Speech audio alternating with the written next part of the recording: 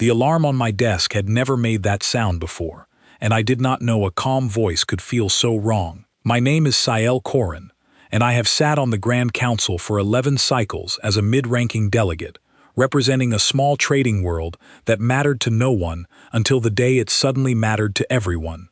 I was reviewing a shipping dispute between two border colonies when the notice appeared on every screen in the chamber at once, in every language spoken by every species present, translated instantly and without error. That alone should have told me something was different. Human translation relays never work that fast. Not unless a person was standing behind them, pushing the words through by hand. The notice was short. It read, "Human delegation requests immediate floor time, matter of withdrawal, no debate required." I remember laughing under my breath, the way you laugh when a coworker jokes about quitting after a bad meeting. Around me, other delegates were doing the same. Counselor Ashka Wren, who sat 2 seats to my left and represented a species that communicated mostly through scent and rarely bothered translating her opinions into words, leaned toward me and said something dismissive about budget season. I agreed with her. Everyone agreed with her. Withdrawal requests came up twice a year, usually from smaller worlds trying to renegotiate trade tariffs by threatening to leave and never actually leaving. We had all seen this play before. We assumed we knew how it ended. The human ambassador, a man named Nathan Ellis, walked to the podium at the center of the chamber. I had known him for 6 years.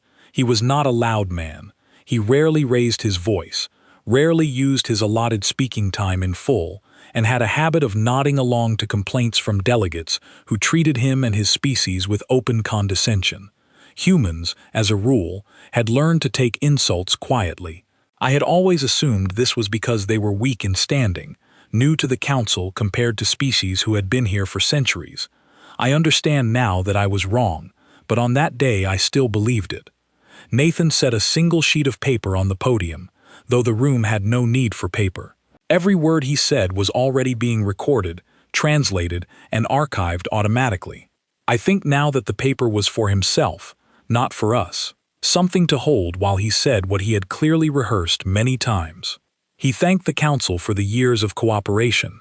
He thanked us for the opportunity to serve on joint committees, disaster response teams, translation boards, and logistics councils. He used the word grateful 3 times, and each time it landed a little strangely, because gratitude is not usually the tone people use right before delivering bad news. Then he said that, effective immediately, the human government was withdrawing from every joint charter, every mutual defense clause, every logistics agreement, and every diplomatic post shared with the council. All human personnel currently stationed in council territory would be recalled within 30 standard days. Humanity would no longer participate in council governance in any capacity. He did not read a list of grievances. He did not accuse anyone of wrongdoing. He did not ask for concessions or threaten retaliation if his demands were not met, because he made no demands at all.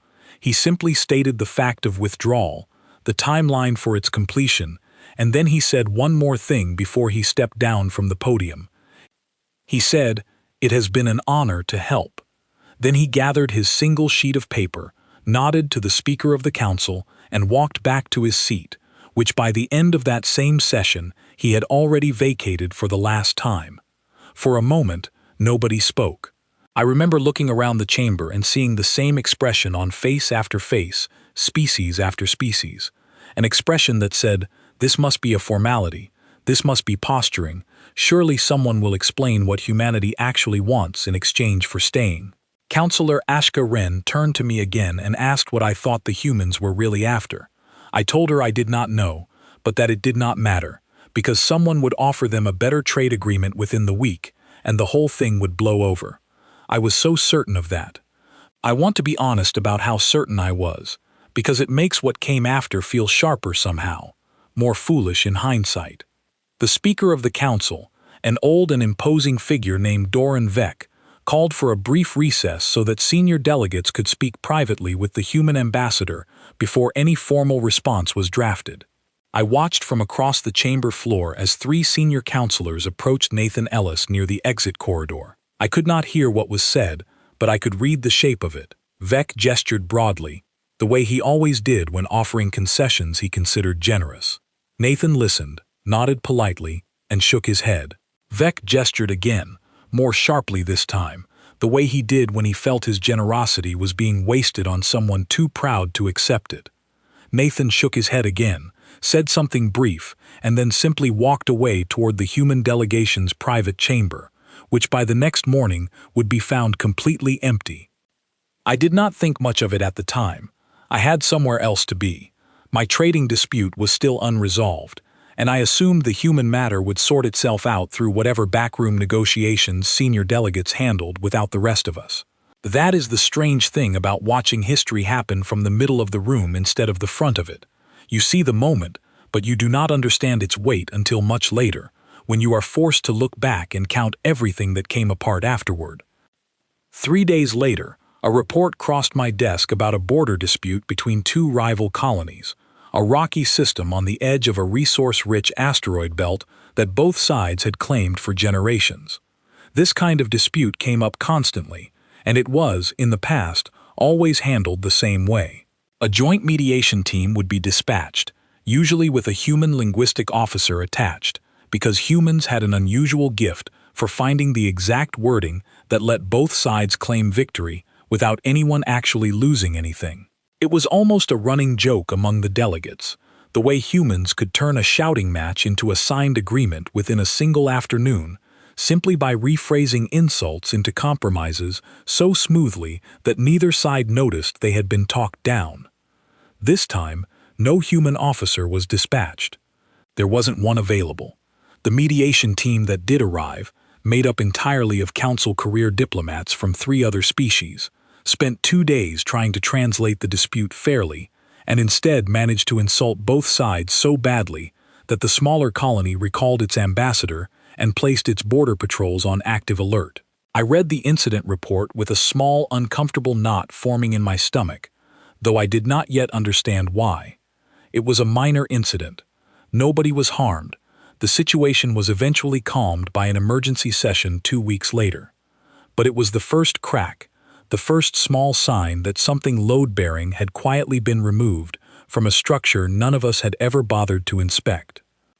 I remember mentioning the incident to Councillor Ashka Wren over a shared meal in the council commissary, the kind of casual conversation delegates have when they are only half paying attention to the news cycle.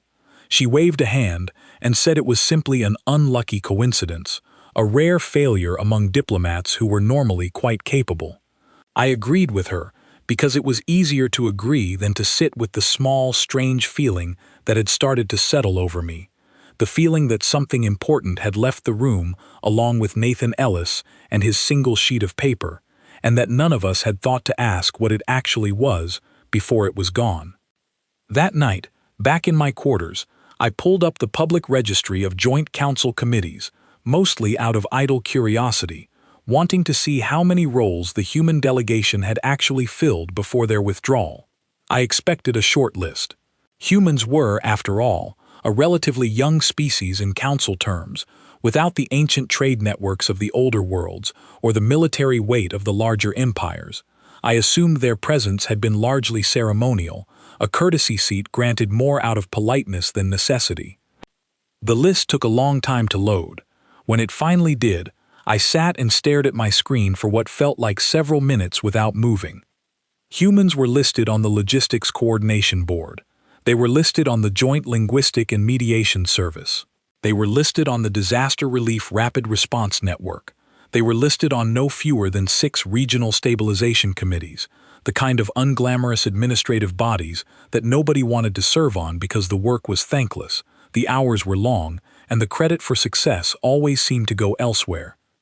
I remember thinking, with the first real flicker of unease I had felt since the withdrawal notice appeared on my screen, that I had spent 11 cycles on this council without ever once wondering who actually kept it running. I closed the registry and told myself I would look into it further when I had time. I had no idea, that night, just how quickly time would run out. The following week, I woke to an emergency session notice, and this time, nobody in the chamber was laughing. A shipping lane running through what we called the middle corridor, a narrow stretch of space claimed jointly by 4 different species for generations, had gone silent overnight. Not destroyed, not attacked, simply silent. Every checkpoint failing to respond, every automated relay reporting the same blank status. Panic moves quickly among people who are not used to feeling afraid, and within hours, 3 separate fleets had been placed on alert, each one convinced the silence meant the others were making a move. I sat in the chamber and watched Speaker Doran Vec try to calm 4 furious delegates at once, each one shouting through a different translator, each translator struggling to keep pace with words that had never needed to be softened before, because there had always been someone whose entire job was to soften them first. I realized, watching this unfold, that the middle corridor checkpoint had been staffed, for the last 9 years, by a rotating team of human logistics officers. Not because humans owned that stretch of space, but because none of the 4 rival species trusted each other enough to staff it themselves, and all 4 of them, strangely enough, trusted humans. It took 2 full days to determine that the silence had a simple cause. A relay station had lost power due to routine equipment failure, the kind of failure that happened perhaps twice a year and had always been fixed quietly within hours by the human technical crew stationed there. Technicians who did the unglamorous work of climbing into cramped maintenance shafts and swapping burned-out components without ever being thanked publicly for it. Now there was no crew. The station sat dark for 2 full days, while 4 fleets postured at each other over what turned out to be nothing more than a faulty capacitor. I remember the exact moment the fear in that chamber shifted into something else, something colder. It was when Councillor Ashka Wren, who had dismissed the border dispute 2 weeks earlier as an unlucky coincidence, leaned toward me during the recess and asked, quietly, how many other quiet things the humans had been doing that none of us had noticed. I did not have an answer for her. I only had a growing list of questions. That evening I did something I probably should have done from the very first day. I requested access to the full historical staffing records of every Joint Council Committee going back 20 years. As a mid-ranking delegate, I did not have unrestricted access to everything, but I had enough clearance to pull personnel assignment data, and what I found kept me awake long past the hour I usually retired. Humans made up less than 4% of the total population represented on the council. Yet they had filled, at various points over the previous 2 decades, nearly a third of all logistics coordination roles, more than half of all disaster response deployments, and almost every single translation and mediation post that involved species who did not get along well enough to negotiate directly with one another. I sat with that number for a long time, a third, half, nearly all. I thought about every meeting I had ever attended where a human delegate sat quietly in the back, rarely speaking, rarely drawing attention, and I began to wonder how much of what I had assumed was simple competence in the room was actually the result of someone working, unseen, to make sure nothing ever caught fire in the first place. I tried reaching out to a contact I had known for years, a human logistics coordinator named Laura Bennett, who had helped my own homeworld negotiate a fishing rights dispute early in my time on the council. We were not close friends, but we had worked together enough times that I considered her a professional ally, someone I trusted to give me a straight answer. I sent a message to her council terminal. It bounced back within seconds, marked as an inactive address. I tried her personal contact channel next, one she had given me years ago during a long negotiation that had run late into the night. That one did not bounce. It simply received no response, not that day, not the next, not ever. I began to understand, slowly and with a growing weight in my chest, that this was not a negotiating tactic. Negotiating tactics leave a door open somewhere, a channel through which pressure can still be applied, a hint that if the right concession is offered, the other side will come back to the table. This felt different. This felt like a door that had been closed, locked, and the key thrown somewhere none of us would ever find it. 3 weeks after the withdrawal announcement, the 30-day recall period ended, and the true scale of what had happened became impossible to ignore. Every human diplomat, technician, logistics officer, translator, and support staffer stationed anywhere in council territory had left. Not fled, not been extracted under pressure, left, calmly, according to a schedule, as though following a checklist prepared long in advance. Entire office wings across a dozen council stations sat empty. Equipment had been left in working order, personal effects removed, desks cleared, nothing damaged, nothing sabotaged, nothing left behind that could be used as evidence of anger or spite. It was, in its own strange way, the most polite departure I had ever witnessed, and that politeness unsettled me more than open hostility ever could have. I began attending sessions differently after that. I stopped half listening the way I always had, letting my attention drift while senior delegates argued over procedural matters, and instead I started watching for the gaps. I noticed a resource allocation meeting run 40 minutes over schedule because nobody present could summarize 3 competing proposals fairly without accidentally favoring their own species' interests, a task that had always, previously, fallen to a soft-spoken human analyst named Peter Hale, who had a gift for laying out complicated data without anyone accusing him of bias. Peter was gone too, along with everyone else. I noticed a disaster relief drill scheduled for a drought-stricken agricultural colony get postponed twice because the rapid response coordination software, which had been maintained and operated almost entirely by human technical staff, kept returning errors that nobody currently on the council payroll knew how to fix. I noticed, more than anything, a growing quiet unease among delegates who had spent years treating human contributions as background noise, the way you treat air conditioning or working plumbing, something so constant you forget it requires anyone's effort at all until the day it stops. It was during this period that I began to hear the first rumors about the older Joint Embassy Station, a facility built decades earlier near the edge of council space, back when humanity was first establishing formal relations with the wider galaxy. I had heard of the station before, but had never visited it. It was, from what I understood, one of the earliest and most significant symbols of cooperation between humans and the Council, a place where the first treaties had been signed and the first joint committees had been formed. Word began to circulate that the station, like everything else, had gone quiet. I brought this up during a private conversation with Councillor Ashka Wren, who by this point had stopped dismissing my concerns as coincidence and had started, quietly, sharing my growing unease. She suggested, somewhat hesitantly, that someone should go and see the station in person, rather than relying on second-hand reports filtered through official channels that seemed increasingly reluctant to admit how much had actually been lost. I agreed with her immediately, perhaps too quickly, because some part of me had already decided that I needed to see it with my own eyes, needed to understand, in a way that spreadsheets and personnel records could never fully convey, exactly what humanity had walked away from and exactly what they had been carrying for the rest of us, without anyone bothering to notice. I submitted a formal request for transport clearance the next morning. It was approved within hours, faster than any request I had ever filed before, and I remember thinking, with a small and bitter kind of humor, that at least the council bureaucracy still moved quickly when the crisis was severe enough to frighten everyone equally. Before I left, I made one final attempt to reach someone, anyone, connected to the human government directly, rather than relying on the silence of individual contacts who had simply stopped answering.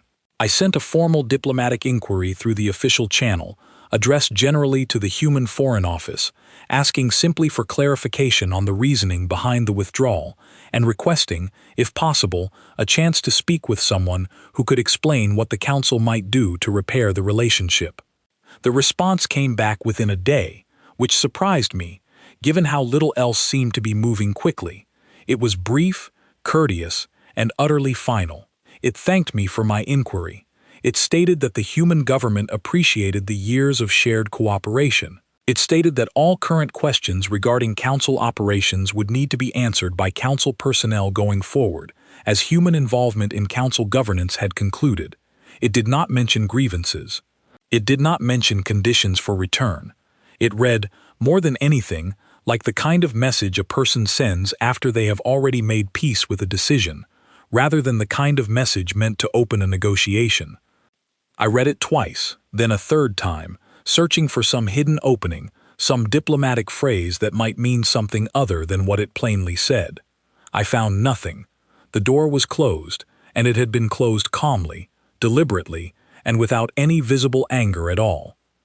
I packed for my journey to the old embassy station that same night, carrying with me the growing certainty that whatever I found there would not be an argument to win or a grievance to resolve, but something closer to a confession the council had never been asked to hear, left behind in empty rooms for whoever finally cared enough to go looking.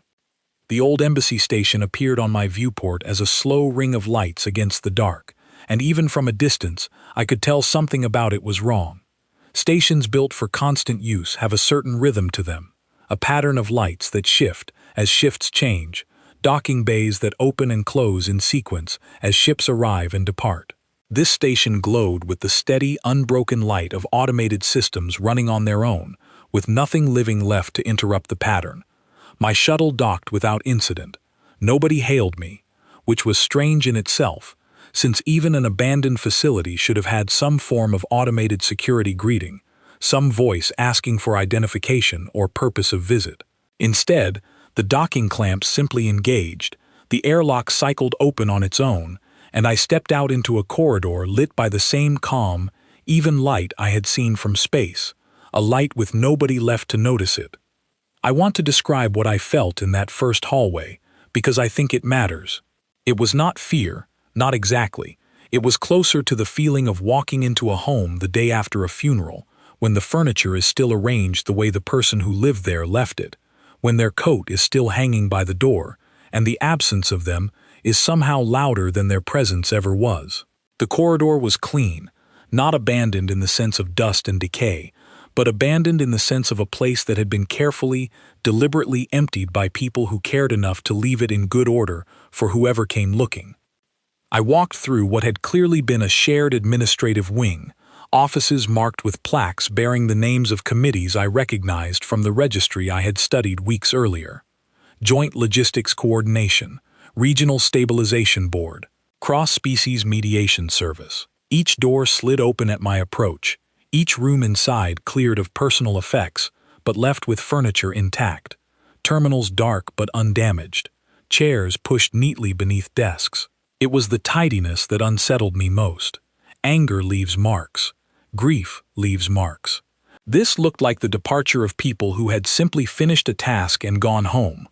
I found the records room by accident, following a corridor that curved deeper into the station than the public administrative wing, past a section marked for archival storage that I almost walked past entirely.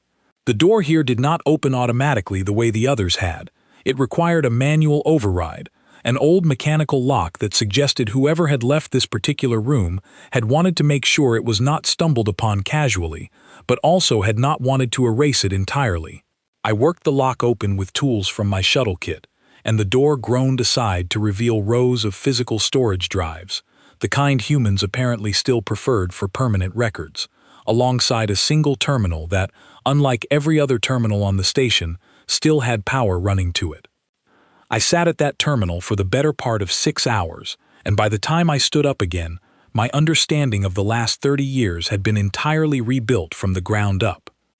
The records were personnel logs, incident reports, and internal correspondence, decades of it, meticulously organized in a way that suggested someone had wanted this specific archive preserved, even while everything else was cleared away.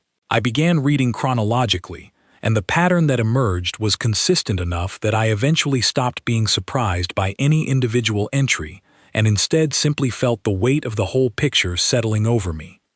I read an incident report from 11 years earlier describing a human logistics team that had rerouted an entire supply convoy through hostile territory during an unexpected blockade at significant personal risk in order to deliver medical supplies to a colony experiencing an outbreak. The convoy arrived in time, lives were saved. The report ended not with commendation, but with a formal reprimand issued to the team leader for exceeding authorized jurisdiction without prior council approval, a reprimand that remained on his permanent record for the rest of his service. I read another report, this one describing a mediation effort between two species locked in a resource dispute that had already claimed lives on both sides before human negotiators arrived. The negotiators worked for 18 days without rest, according to the log, eventually brokering a ceasefire that held for years afterward. The follow-up correspondence, filed by a senior council administrator at the time, criticized the negotiators for taking too long and driving up mission costs, and recommended that future mediation efforts be handled by species with, in the administrator's words, a more efficient approach to conflict resolution. I found a personal log written by a woman named Grace Whitfield, who had served as station coordinator here for nearly a decade. Her entries were plain, unemotional, almost clinical in tone, the writing of someone documenting events for a record rather than venting personal frustration. She wrote about disaster response teams deployed without proper equipment because council budget committees had denied funding requests submitted months in advance. Teams that improvised solutions using whatever they could find rather than let the people they were sent to help go without aid. She wrote about a translation officer disciplined for refusing to phrase a council ultimatum in language that would have provoked an already unstable colony into open conflict. An officer who softened the wording anyway, prevented the conflict, and was formally cited for insubordination as a result. I found entries describing joint committee meetings where human representatives proposed solutions to recurring problems, solutions that were adopted, implemented, and later credited entirely to whichever senior council delegate had signed the final authorization, with no mention anywhere in the official record of whose analysis had actually shaped the plan. I began to notice a phrase repeated across many of these entries, in different words each time but carrying the same meaning, a phrase that amounted to, "This is not the first time, and it will likely not be the last." I sat back from the terminal at one point, needing a moment before I could continue, because I had begun to recognize names in these records, names of people I had worked alongside during my own years on the council. Names I had never once thought to ask about, beyond the narrow context of whatever meeting we happened to share. I found an entry mentioning Laura Bennett by name, the very woman whose contact channel I had tried and failed to reach weeks earlier, describing a fishing rights dispute she had resolved for my own homeworld years ago, a dispute I remembered attending, a dispute where I remembered thanking the council broadly for its assistance without ever once thinking to thank her specifically, because at the time I had simply assumed that resolving disputes fairly was what the council did as a matter of course, rather than what one tired, unacknowledged woman had done, quietly, on our behalf. I found near the end of the archive a final series of entries dated only a few months before the withdrawal, describing a council resolution that had passed with little discussion or debate, a resolution stripping the human delegation of its ceremonial seat on the council's founding committee, a largely symbolic position that carried no real power but had existed since the earliest days of joint cooperation as a recognition of humanity's role in establishing the original framework the council still operated under. The resolution passed, according to the record, under the justification of administrative efficiency, on the grounds that the seat no longer served a practical function and was, in the words of the delegate who proposed its removal, an outdated formality that cluttered an already crowded committee structure. The final entry in the archive was not an incident report or a personal log. It was a short memo, addressed to no one in particular, written in plain, measured language that I have read many times since that day and have never fully stopped thinking about. It said that the decision to withdraw had not been made in anger and had not been made in response to any single incident, but had been made slowly, over years, as it became clear that the value of quiet service was not something the council intended to ever recognize, only something it intended to continue relying upon without acknowledgement for as long as it was allowed to. It said that humanity had decided, calmly and without malice, that a partnership recognized only in its absence was not a partnership worth continuing to give, and that the council would now have the opportunity to discover, on its own, exactly how much of its stability had never truly belonged to itself. I sat alone in that quiet, well-lit archive room for a long time after reading those words, and for the first time since the withdrawal announcement had appeared on every screen in the chamber weeks earlier, I understood that I was not looking at a negotiating position that could be reopened with the right concession. I was looking at a closed book, carefully finished, deliberately left behind for whoever eventually cared enough to read it all the way to the end. I copied the entire archive onto a secure drive before I left the station, knowing that whatever came next, the council would need to face what was written there, whether it wanted to or not. I returned to council space with the archive drive locked inside a case I did not let out of my sight for the entire journey back, and I requested an emergency audience with Speaker Doran Vec the moment my shuttle cleared docking procedures. I was told he was unavailable for 3 days. I requested again. I was told the same thing. On the 4th day, I stopped requesting politely and instead invoked a rarely used procedural right that allowed any sitting delegate to demand a hearing on matters directly affecting council stability, a right so seldom exercised that the clerk who processed my request had to look up the correct form before she could file it. I was granted 20 minutes. I used every one of them to lay out what I had found, not with accusation, but with plain description, the way Grace Whitfield had written her own logs, clinical and unemotional, because I had come to understand that the facts alone carried more weight than any anger I could have added to them. I described the staffing numbers. I described the middle corridor blackout and the border dispute, and the disaster drills failing without anyone left who knew how to fix the software. I described the archive, the reprimands issued for saving lives, the credit quietly reassigned to senior delegates who had done none of the actual work, the ceremonial seats stripped away under the polite language of administrative efficiency. Speaker Vec listened without interrupting, which I had not expected, and when I finished, he was quiet for a long moment before he spoke.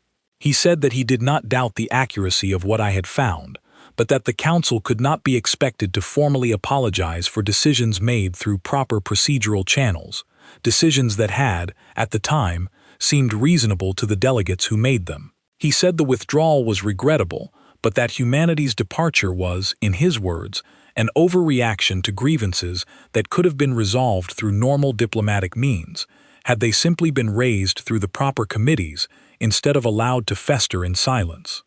I remember feeling something sharpen in my chest at that, a frustration I had not expected to feel toward a man I had respected for years. I asked him, as evenly as I could manage, how a species could be expected to raise grievances through committees that had spent years quietly taking credit for their work while disciplining them for the very actions that kept those committees functioning at all. He did not have an answer for that. I do not think he had ever been asked to consider the question before. Word of my findings spread quickly after that meeting, faster than I expected, and not entirely through channels I controlled. I later learned that a junior clerk who had processed my emergency hearing request had shared details of the archive with colleagues, and from there, the story moved through the council's lower ranks the way important truths often do, quietly, delegate to delegate, staff member to staff member, until it reached people who had their own stories to add. I was approached, over the following weeks, by more individuals than I could have anticipated, each one wanting to share something they had witnessed but never reported, because reporting it, they said, had never seemed to matter before. A supply clerk from a species with a long institutional memory told me about a human engineer who had re-rigged an entire station's failing life support system using parts scavenged from 3 different incompatible designs, working through what should have been a fatal radiation exposure window because evacuating the colonists in time was not possible, and had been quietly transferred to a lesser posting afterward for taking unauthorized risks with council equipment, despite having saved every life aboard that station. A retired mediator told me about a war that never happened, a conflict between 2 long-standing rival empires that had been building toward open engagement for nearly a year, fleets massing on both sides of a disputed border, until a small human delegation spent 4 months conducting shuttle diplomacy between capitals that refused to speak to each other directly, carrying proposals back and forth, softening language, finding common ground in trade concessions neither side had considered, until the fleets finally stood down without a single shot exchanged.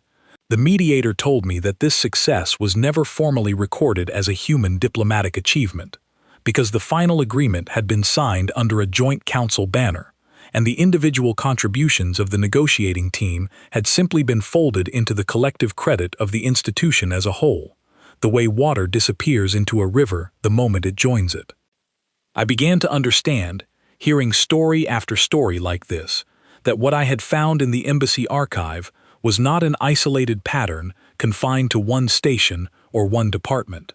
It was the shape of the entire relationship, repeated across every corner of council governance for decades, a quiet labor performed consistently by people who had apparently decided, individually and then collectively, that doing the work mattered more than receiving credit for it, until the day it stopped mattering enough to keep doing at all.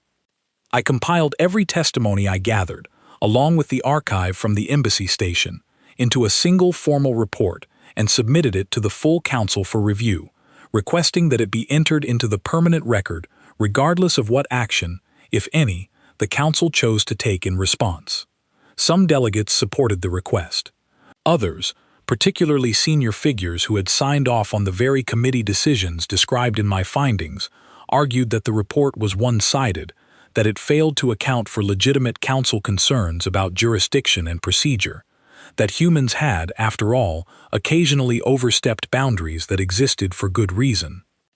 I did not argue the point directly. I simply asked whether any of the delegates present could name a single incident, just one, where a human overstep had caused genuine harm to anyone, as opposed to simply inconveniencing a committee's sense of procedural order. Nobody could name one.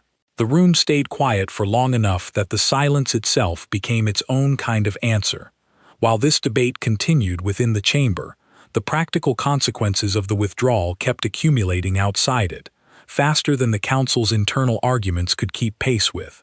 A resource dispute in a distant sector, one that would once have been handled through routine mediation, escalated instead into an armed standoff that required an emergency peacekeeping deployment, the first such deployment in nearly a decade, staffed entirely by delegates with no prior experience managing an active crisis of that scale, because the experienced hands who had always managed such things were no longer available to call upon. 3 colonies lost power for extended periods due to technical failures that would once have been resolved within hours by rotating human maintenance crews.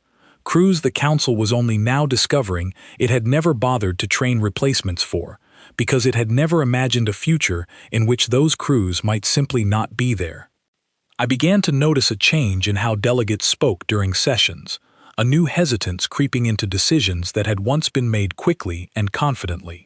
Committees that had relied on human analysts to present balanced summaries of complex data now spent entire sessions arguing over interpretation, each species suspicious that any other species' analysis favored its own interests unfairly, with no neutral party left in the room to settle the matter. Disputes that had once been resolved in an afternoon now stretched into weeks, and I watched, with a growing sense of dread, as smaller colonies and less powerful species began to suffer the most from this slowdown, exactly the groups that had always benefited most from having someone in the room whose only apparent interest was fairness itself.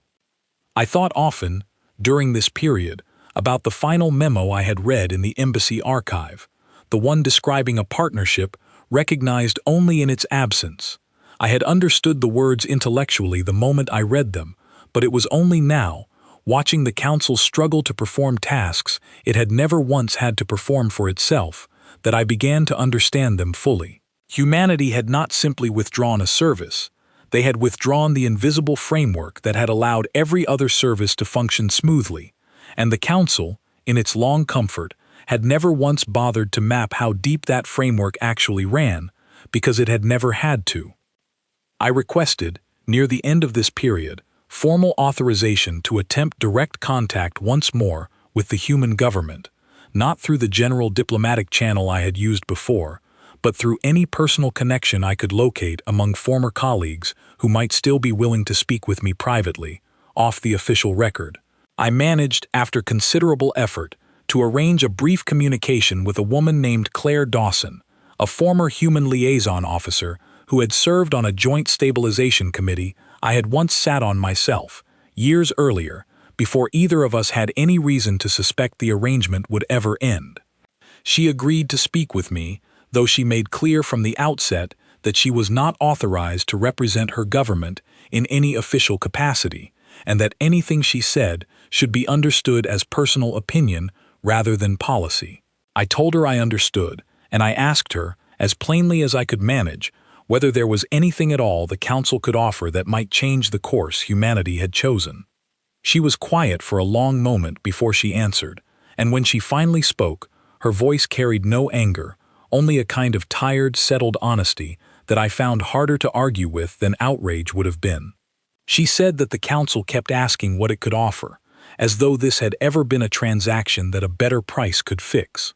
She said that what had actually been asked for, quietly and repeatedly, for years, was simply acknowledgement, and that acknowledgement was the one thing the Council had never once been willing to give freely, only ever after it was already too late to matter.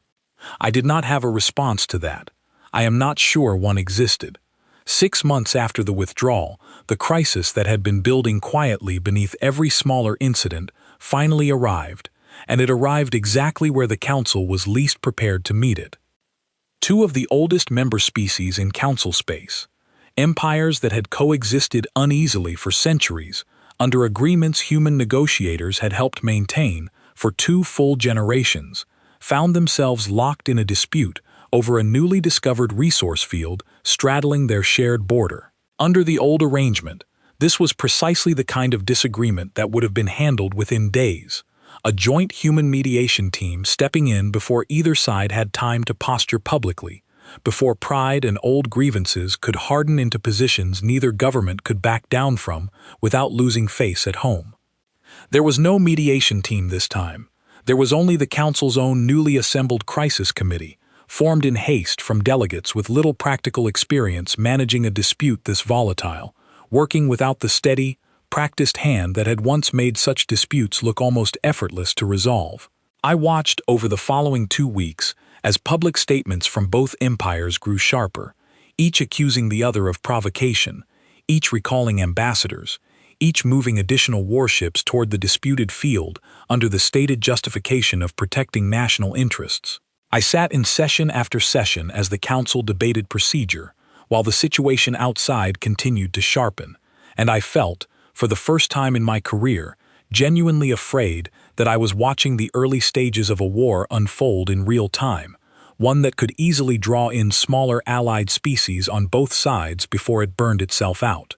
Speaker Vec called an emergency full session, the largest gathering the chamber had hosted in years, and it was here, finally, that the Council formally acknowledged what many of us had known privately for months. A senior delegation, Vec among them, proposed sending a formal envoy to the human government, not to request their return to Council governance broadly, but to ask specifically and humbly for mediation assistance in this single crisis, given the scale of lives now at risk. I remember the vote passing with almost no opposition, a stark contrast to the reluctant defensive tone that had characterized every earlier conversation about the withdrawal. Fear, it seemed, was a far more effective teacher than reflection had ever been. I was asked to join the envoy, given my direct experience investigating the withdrawal and my prior contact with Claire Dawson. I agreed without hesitation. We departed within a day, carrying with us a formal request for assistance, drafted in careful, humble language, acknowledging, for the first time in writing that I had ever seen from the Council, the scale of what humanity had contributed over the years and the seriousness of the current crisis, without their help. We were received courteously. That courtesy, I want to be clear, never wavered throughout the entire visit. We were not turned away at the door, not lectured, not made to wait in humiliation the way I had half expected, bracing myself for some measure of deserved retribution. Instead, we were shown into a quiet meeting room, offered refreshments, and given a full, respectful hearing by a small panel of human officials, Nathan Ellis among them, the same ambassador who had delivered the original withdrawal notice all those months earlier. He listened to our request in full. He asked thoughtful, careful questions about the resource dispute, the positions of both empires, the risk to smaller allied species who might be drawn into open conflict. For a brief moment, watching him lean forward with genuine focus, I allowed myself to hope that perhaps this crisis alone might be enough to bring humanity back into the room, even if only temporarily. When he finally spoke, his voice was gentle, and that gentleness made his answer harder to hear than anger would have been. He said that he understood the severity of the situation, and that he did not doubt a single word of our account. He said that human mediators could very likely help resolve this exact crisis, perhaps even quickly, the way they always had before.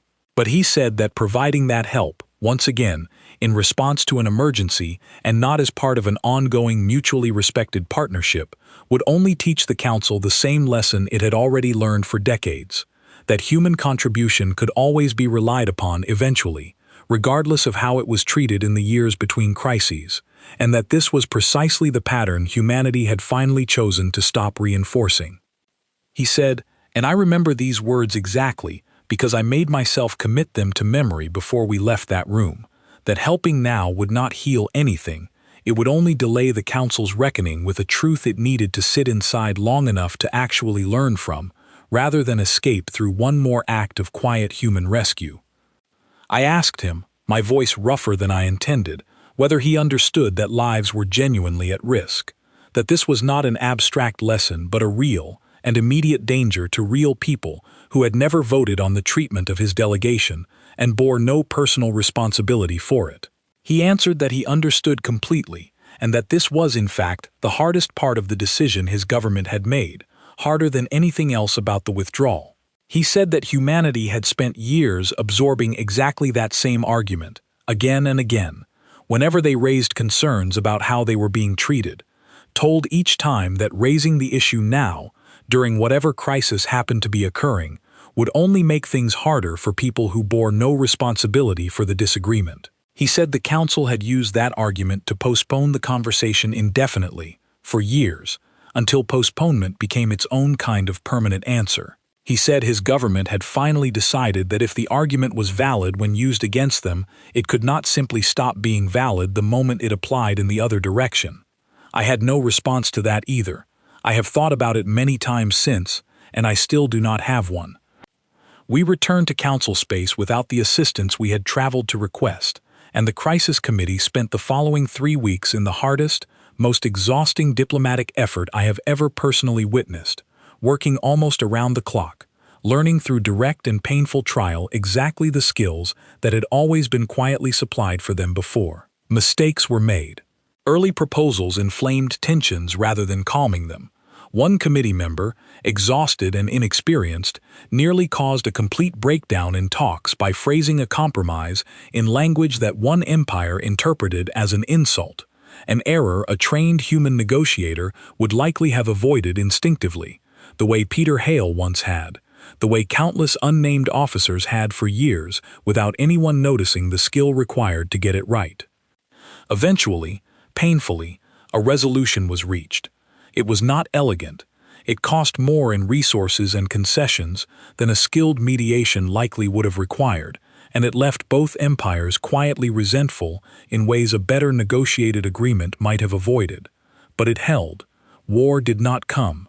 I remember the exhaustion in that final session. Delegates who had barely slept in weeks, finally allowing themselves to feel something like relief, and beneath that relief, in more than a few faces, something else as well. A dawning, uncomfortable understanding of exactly how much work had always been quietly absorbed on their behalf, and exactly how much harder everything now was without it. In the months that followed, the Council did not collapse, though there were moments early on when collapse seemed like a real possibility. Slowly, painfully, new systems were built. Training programs were established to develop the mediation and logistics skills that had once been quietly supplied by people the Council had never fully valued. Smaller species who had benefited most from human fairness in disputes found themselves organizing new coalitions to protect their own interests, no longer able to rely on a neutral party who had never actually owed them anything beyond a quiet, personal commitment to doing the work well. The galaxy did not end.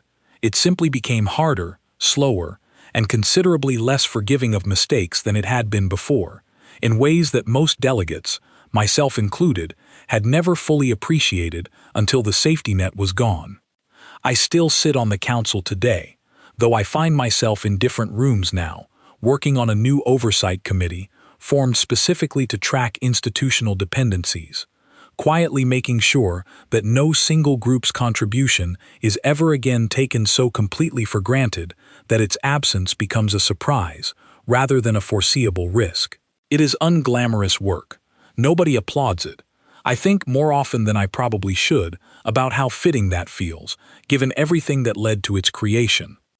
I have not spoken with Nathan Ellis again, though I understand humanity has continued to prosper on its own, no longer entangled in council governance, occasionally trading and communicating through formal channels, but never again offering the quiet, unpaid labor that once held so much of this galaxy together without anyone noticing the weight being carried. I do not know if the door is closed forever. I suspect even they do not fully know that yet. What I do know, and what I carry with me into every session I attend now, is this. A partnership sustained only by one side's willingness to work quietly and without recognition is not stability.